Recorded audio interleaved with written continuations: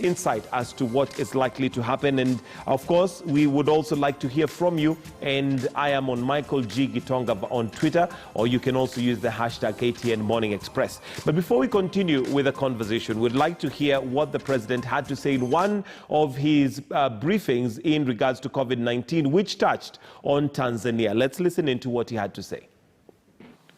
So therefore, fellow Kenyans, in accordance with the advice by the National Emergency Response Committee on Coronavirus and our National Security Council, I am today directing as follows: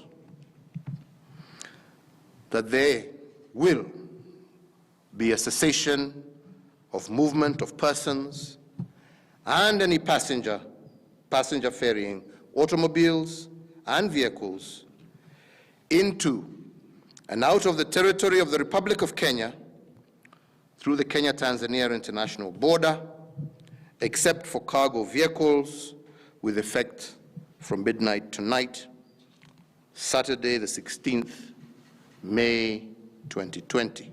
Sasa nimekuja hapa kwanza kuelekeza mamlaka zote zoko mpakani hapa kwamba kuanzia leo, yani kuanzia sasa, wala sio kuanzia leo, kuanzia sasa muda huu, kama kuna gari inatoka upande wa Kenya, imebeba shehena, imebeba mzigo, inaleta Tanzania, kuanzia leo ni marufuku.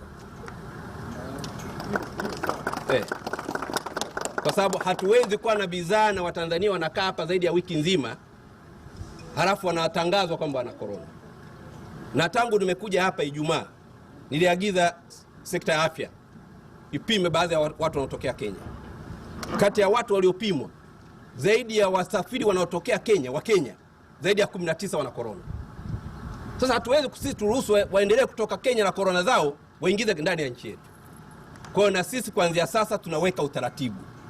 Wakitaka kuingia nchini, watengeneze utaratibu, lakini kwa mpakao kuanzia leo, RPC Rio, muimarishe utaratibu wa kuingia hapa. Kwa gari lolote linalokwenda Rwanda, kwa gari yoyote linalokwenda Zambia, inayokwenda Malawi, DRC Congo, inakwenda Uganda, inapita ndani ya mpaka wetu, waruhusuni waende. Kwa gari yoyote inayotoka upande huu, inakwenda kwenye nchi hizo, na inaendeshwa na madriver wa hizo nchi. Unatoka Rwanda, unaendesha gari lako, unakwenda Rwanda, unatoka Zambia, unakwenda Zambia, unakwenda Congo, unatoka Congo, unaelekea Congo, Uganda, Burundi, mpaka wa Horohoro uko wazi. Unaruhusiwa kutoka Kenya na ukaenda kwenye hizo nchi. Lakini kwa wenzetu ambao wanatutengenezea mazingira magumu, kama mkuu wa mkoa, naona Watanzania walioko kwenye eneo hili wanapata shida, wametoka Mbeya, wametoka Njombe, na mimi ndio mwenye dhamana ya huu mkoa. Kwa ndugu zangu, tuweze kuelewana hivyo, na nyinyi Watanzania wala msihangaika kwenda kule kununua bidhaa. Kama mlikuwa mnapenda kununua, na mwenyekiti ameniambia hapa, 90% wanatoka upande wa Kenya wanakuja kununua kwetu. Sasa kuanzia sasa tuchukue hatua, kwa sababu kila wanapoingia ndani ya nchi yetu wanatuletea ugonjwa wa corona. All right, so that's what the president had to say, and that there is a reaction from Tanzania. So it seems like it's already developing to become a war of words between the two. But how is that likely to affect us? Let me start with you, Dr. Duncan Ojwang. Was it called for Kenya to close or stop, the movement of passengers and vehicles from Tanzania, do you think? Yes and no. Because the treaty do not envision the closure of the borders. It violates the protocol that requires for free access of goods, of people. So that closure of border, though Kenya will argue that, we only closed for people, but the East Africa Community Protocol, the movement and the integration includes people crossing borders. But to their side, they will say that, twice, I think, President Magufuli refused to appear in the summit meeting to find a joint come with a joint way of dealing with this COVID-19 or an harmonized way. He did not join other head of state from East Africa, from what we saw in the papers, that wanted to come with a joint effort. Yet the treaty itself envisioned that instead of epidemic or pandemic, then the countries should work together towards a joint effort. So it's not very clear, but I think each country now try to have countermeasure. It will be wrong to say that this bad relationship simply came because of COVID. It's just one of the episodes.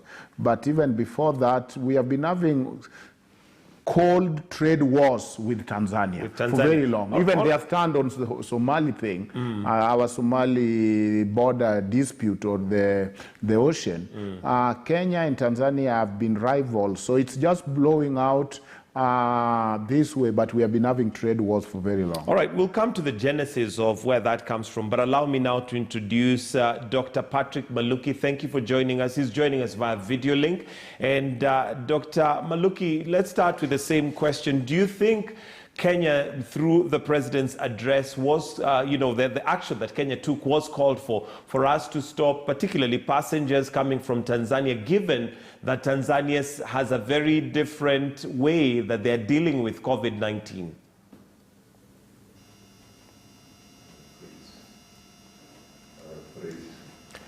All right, and it looks like we are having a slight challenge there with the network with Dr. Maluki. So we are going to maybe come back to him as soon as we have that sorted out. But of course, what we're looking at is the Kenya-Tanzania tiff that has been there. So coming to you, Dr. Ojwang, what is the likely effect we are going to have of this? And you talked about this not being, COVID-19 may just be bringing, issues that were already there. What is the genesis of the tiff between Kenya and Tanzania? The genesis precedes us. Remember, by the time Nyerere wanted sub-regionalism, Nkrumah wanted one region, Africa, the East Africa community collapsed because of so many factors. The first one, in 1970. Some of the reason is ideological. Leadership is important. The democracy between the countries. Each country should feel that they are benefiting from this regional integration. Tanzania have always felt that Kenya are benefiting much more than they are with this integration. It's not just economic, and that is probably the weakness that we are seeing. We only focus on the economic integration, but how about the integration of people? How many Kenyans know the East African community anthem? How about the cultures and the social integration? So some of the genesis precedes this one. It led to the collapse last time. They felt that Kenya was benefiting more. For one reason or the other, I think Kenya have a lot of industries, and so the trade, Kenya is exporting more. Tanzania is generally giving us food, but most of the industrialization industry products are from Kenya. Now Tanzania is trying to build its industries. Tanzania is also bound to test because Kenya look like, remember recently Kenya wanted to sign a bilateral agreement with the US so that we can trade with the US. And that bilateral trade agreement with the U.S., because AGOA is expiring, was in my view in violation of the treaty. Because that treaty, you are going to bring in another party, in this case U.S., who are going to be importing things to Kenya. Maybe they are going to get the most favored treatment. There is not going to be discrimination. Yet Tanzania is going to say this is now going to affect our barriers. So countries have not shown very strong leadership and acceptance that we must work together for the benefit. And so their view is, Kenya is a bigger partner. In this region, Kenya and Tanzania are actually the bigger countries. And so there is maybe what you could call sibling rivalry. But deep inside they feel that Kenya is benefiting much more. Right now, you know, Tanzania is a member of SADC, a member of COMESA, and a member of even other trade partnerships. So if we have trade war the way US and China had it, I think Tanzania could leverage themselves a little more better than us. Okay, and your thoughts of how this should have been addressed, because if it's such a prolonged battle, it's been there for a while, what do you think is the reason that it's not being addressed to the finality? Not too long ago, we remember there's a time that Tanzanian drivers were not allowed to access the Jomo Kenyatta International Airport, yet we know that quite a number of their tourists were coming through Kenya. We have a number of Kenyans who were deported because apparently they did not have the right way. I mean, there's been this going on for long. Why can't this be addressed once and for all? The national interest. Sometime, and most of the time, each country's national interests become bigger for them than the regional, and they are trying to outsmart each other. So remember, the complaint was, if you are a truck driver, you get tested twice. So we are partners, we have a common market, we have a common custom, but we don't trust the Kenya test, and they don't trust the Tanzanian test. And so, yet the treaty by itself is saying we should have a joint measure here. So if you had goods and you stay in the border for 1 week, waiting for your test results or waiting to be cleared, then you can see that that difficulty as brought out by Tanzanians, they are saying this is not worth it, and we will have a countermeasure, you know. So I think, why can't we just resolve it once and for all? There is mechanism for resolving the disputes within the East African Treaty, but the political personality are very important. Are they friends? How are they feeling about each other? Are they going to show leadership on this? Because we will both suffer. Right now, like you're saying, Kenya will realize that some of the products will, especially food, the prices might increase. Tanzania might have less of industrial things, chewing gum and whatever that we get from Nairobi and send to them.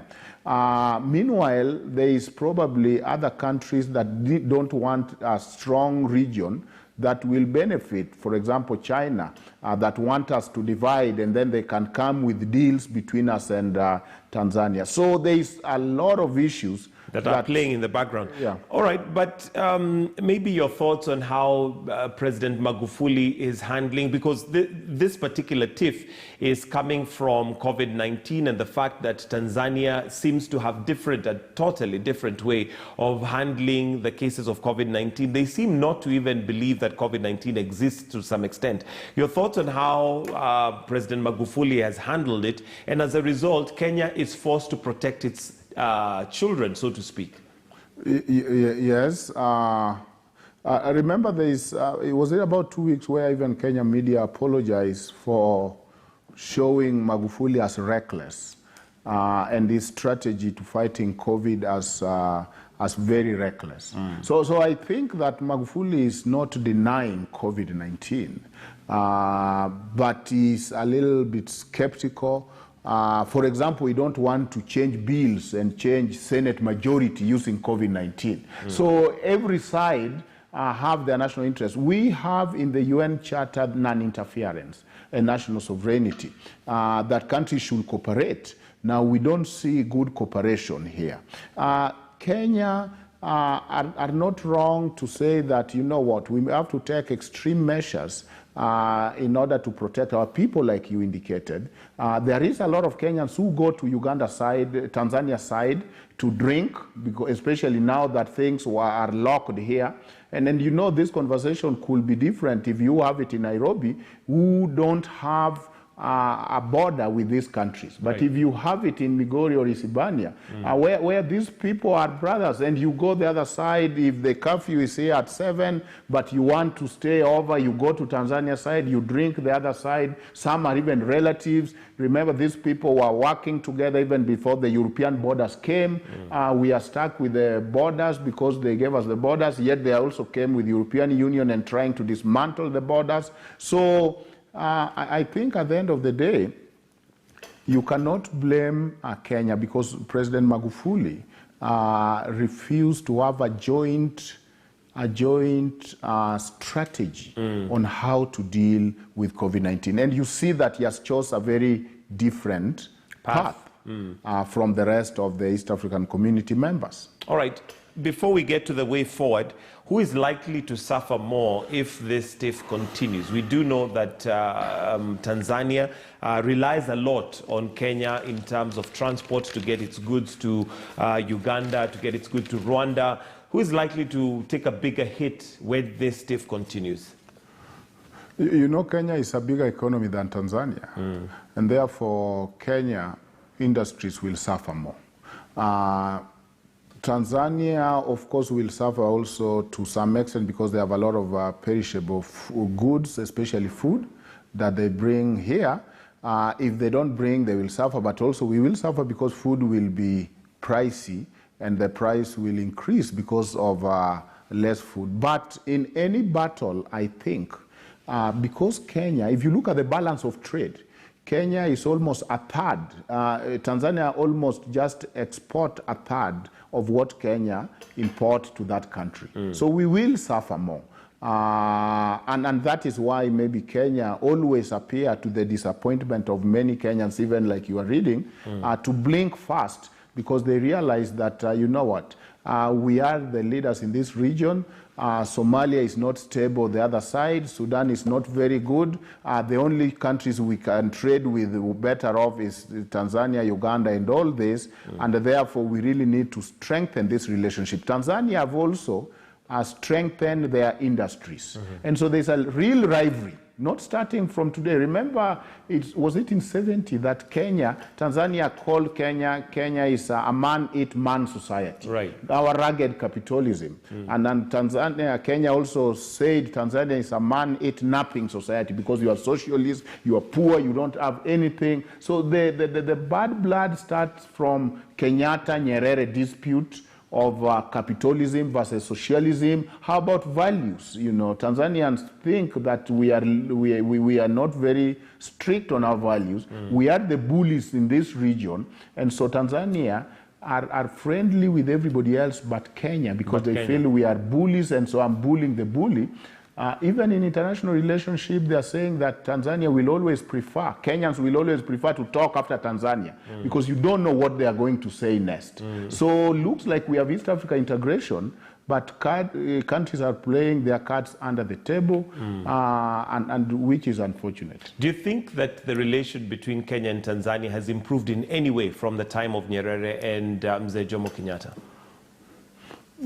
No, I think it has become worse because, to be honest, there's not very good chemistry between the two political leaders of these two countries currently. I remember in 2013, the countermeasure, the tariff on milk, for example, and it was targeting. So they have not been very good relationship. How many times have Tanzania come to Kenya, and when he came, remember, he bemoans our tribalism and how we operate. They have not been. Remember, there's a time where they found some elephant tusk. The Kenya way is to ban them. Tanzania decided to sell. And Kenya was saying, how do we know these are not our elephants? Right. So we have been fighting over everything. Remember the milk, remember the cows, remember the chicken, and the chicks that were taken by Tanzania. Right. We, as Kenya, have not had very good relationships since the with collapse of Tanzania. East Africa. We had President Uhuru Kenyatta at one time, go to Tanzania and was received very well by the President Magufuli. One would have thought that at least was the beginning of a healing process, but that doesn't seem to have happened. Let's talk solutions. What do you see as the way forward? I think there is dispute resolution mechanisms, very good dispute resolution mechanism within the Secretariat. It is difficult because the first East Africa community collapsed because the summit, which is the presidents, were not meeting. So I don't know to what extent that the presidents are meeting, because if they are not meeting, the ministers have nothing much to do. So we need their leadership. It is true that these countries can really benefit from each other if we have stronger regional integration. I think that us as Kenyans, we have a role to play. We usually, as a University Africa Nazarene, we make a trip to Arusha. Right. Do you know we are in Kajiado, which is about 4 hours from Arusha, and you find a Kenyan who have never gone to Tanzania. You find a Kenyan who don't know the history of Tanzania. And I've talked to even Tanzanians who feel that as Kenyans, we don't know much about our neighbors, or we don't care. But the question is, why should we care? Why do we need to know about Tanzania? Do they know anything about Kenya? Actually, they know much more. You know, I was embarrassed. The guy who came when we were launching BBI, I met him in South Africa, and he started lecturing me of how Nyerere cried when East Africa community collapsed. And all Kenya said was, these are crocodile tears. Looks like, and they feel that for Kenya, we don't have strong values. We have aped the West too much. We are rugged capitalists. We have lost, or we play loose with values a little bit. We should care, because I don't know about you, but I come from those border regions, and what people call the informal border trade, we have been working together for years. Food comes from one side. Tanzania have very big land, and that big land has been feeding us a lot of eggs and a lot of oranges from Tanzania. We have all these industries. One of the biggest countries that we trade with and we send our things to from industrial area is Tanzania. Where are you going to sell them? Somalia is not very stable. South Sudan is not very stable at this point. And therefore, we really need each other if we are to move forward as an economy. As an economy. Yeah. All right, before I come to your closing comments, and maybe I'll ask, if you were to get a moment with President Uhuru Kenyatta, what would your advice to him be? And equally to President John Pombe Magufuli. But let me just read a few comments that have come through. And remember, the question that we had asked you, and still would like to know what you have to say, is, do you think the war on coronavirus will strain the relations between Kenya and Tanzania? Do you think the war on coronavirus will strain the relations between Kenya and Tanzania? We have Stan Mwangi, who says our lives are already strained. Tanzanians are freelancing and doing their daily activities normally. We have Vanessa Kagoma, who says politically Magufuli and Uhuru differ. Have a look at Tanzania-Kenya border issues. Citizens from both countries are suffering at the expense of our leaders' differences. Hope God shall intervene. And we have Sir Charles, who says Tanzania, like Burundi, have chosen its pathway away from EAC. State House Kenya and Paul Kagame in Rwanda, Kaguta Museveni, Uganda, and Salva Kiir, South Sudan, should chart a way forward for the coalition of the willing. Magufuli is amplifying the historical ideological Cold War. Let me read one more. Tanzanian government is not reasoning up. The measures put in place are not only by Kenya but by WHO, and is observed internationally to contain the spread of the coronavirus. They are behaving as if they're from a different world. So your comments are still coming. Keep them coming through. A quick reminder of that question: the war on coronavirus, do you think it will strain the relations between Kenya and Tanzania? So as we come to your closing comments, Dr. Ojwang, if you had a moment with maybe those that matter, starting with the President of Kenya, what advice would you give him in regards to the relation between Kenya and Tanzania? Probably that they are to blame, and they are the people who can get us out of this problem, because we have seen Kenyans who are being beaten in China. This did not strain the relationship between us and China, because the leaders are at talking terms. Kenyans were mad, but it was well managed. We don't see much effort then when it comes to our dispute with our neighbors. And then therefore there is this belief that maybe we take for granted the African countries, and we are very serious with bigger partners from out of the continent. So they need to meet, they need to think beyond their own political differences, and maybe for posterity they need to form a strong secretariat, because as long as East African Community relationship relies on political leadership or the summit as the biggest organ or the strongest organ, and the secretariat are not strengthened, politicians do things for the sake of their country.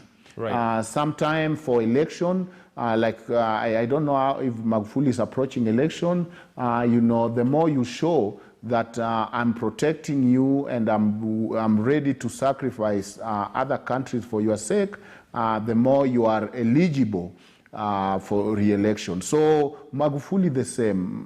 President Magufuli is a very intelligent person. He understands what Kenya is about. When we were trying to do SGR, remember they moved it and they came with a deal with Uganda. And so really, Kenya, Magufuli need to be a good neighbor, be courteous.